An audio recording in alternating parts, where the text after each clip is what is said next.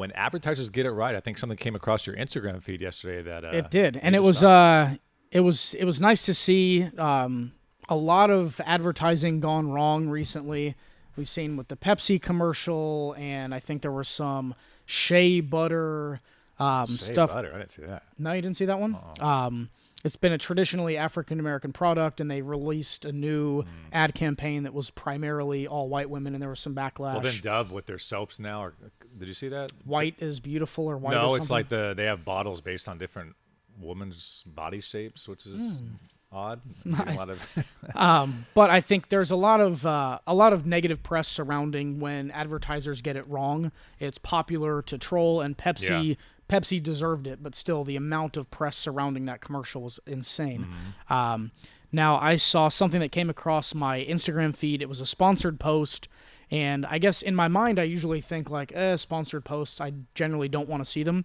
This commercial, maybe because I'm in the industry and we're, looking to go more into that space, but I thought it was one of the best commercials I've seen in many years. I think if this was a Super Bowl ad, it would have been the best one of the year.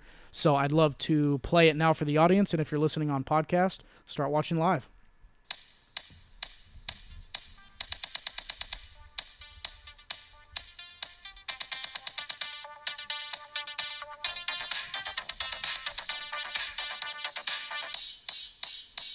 So this commercial is for the Pandora Premium product, but they've got live sets of a ton of different album covers, from Purple Rain, Starboy, Metallica, The Weeknd, Devo. What album? Yeah, Nirvana. That's what the album is. I love the Drake. I love the Indian too with Chance the Rapper's album, which is pretty dope. Which one's that? Star? Don't know. This is Chance the Rapper. This is great. And then Big Sean. And then ends on Big Sean. Which I've wondered too, because I know they get paid like 0.002 cents per play or what have you, the artist. But I wonder when it comes to using their likeness and actual commercials for the product, how that works. I'm sure it's an additional fee to use The Weeknd. And Yeah, Drake. I don't know. I mean, it could be something where they, from a PR standpoint, they want to be one of the ones featured. But for somebody like Drake, everybody could say that about anything for him. But I just thought this was something really cool. They, from concept all the way through execution, it was really well done. And this is an example of an ad that came to me that makes me more likely to buy the product. So now that we're having conversations with some of our clients about, finding a way to do a commercial and setting it up, it kind of makes me think like, hey, we can do, we want to get in the door, but eventually I think we could be producing stuff as good as this and really kind of, taking the cap off.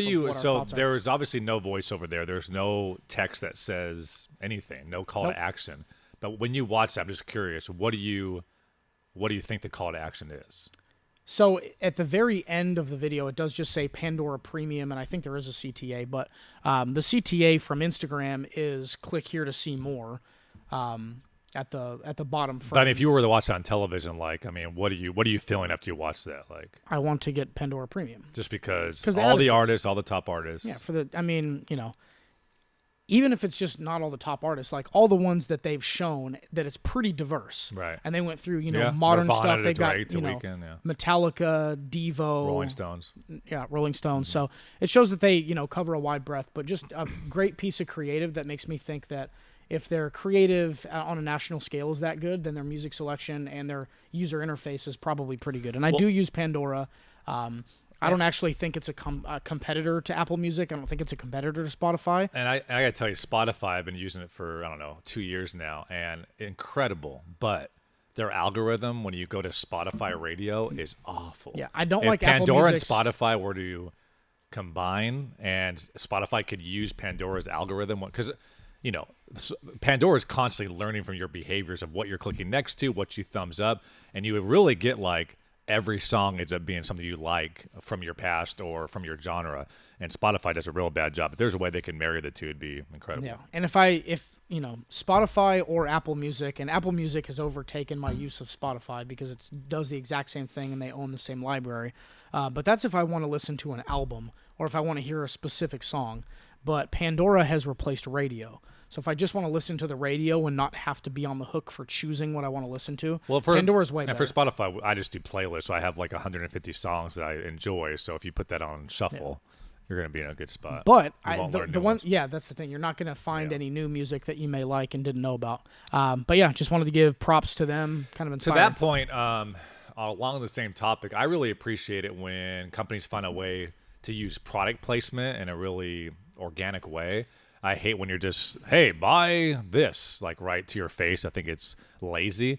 And when I knew you were going to bring up this topic, I wanted to come with one of my own. And this is something that came across during the NBA playoffs. Inside the NBA always does a pretty good job of integrating sponsorship in an organic way. But Auntie, I'll have you pull this up. This is Inside the NBA. Really, it's a Fitbit ad, but the way they do it is super organic and not in your face. And I thought it was pretty cool. He's running. He don't run steps. He walks all night long. Would you like? Many steps you got, Hal? We put the time lapse camera on, Hal. So you're beginning at 6:25 after the pregame show. Are we going to do it in slow motion? Wow. This is all time lapse. So you count that as working out? No, I'm just saying steps, man. Count your steps. Are we not going to speed it up? Oh, there we go. Back and forth and back and forth and back. No, now is he trying to do this for the total number of steps, or this is his normal routine? After every quarter, he's giving me box scores. If he did that, he comes down after every quarter. Yes. So all the he's time. been down there 8 times tonight. He's More all than over that. the place. Oh, meantime, here's Chuck. Yeah, look at him. Oh,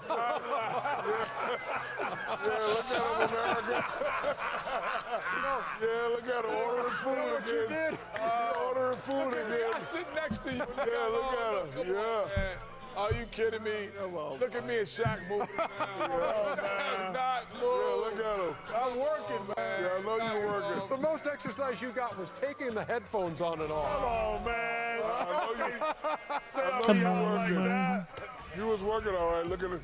All right.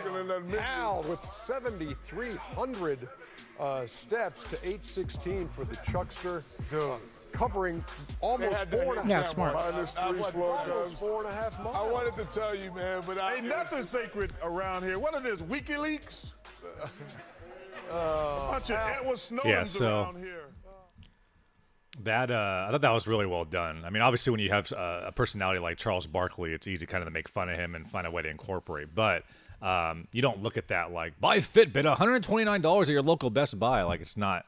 And it's funny, but you take away with like, I kind of want to get a Fitbit potentially. Yeah. So and I like the fact that they weren't actually exercising; it was just during their routine to be able to track what they're doing all day. Yeah, and it works within the show. I mean, that segment would have worked with Fitbit or without Fitbit, as they make fun of Chuck a lot. So yeah, finding ways to incorporate sponsorship, especially now, you're going to have to find more and more ways to have that product placement in order to get in front of people. So.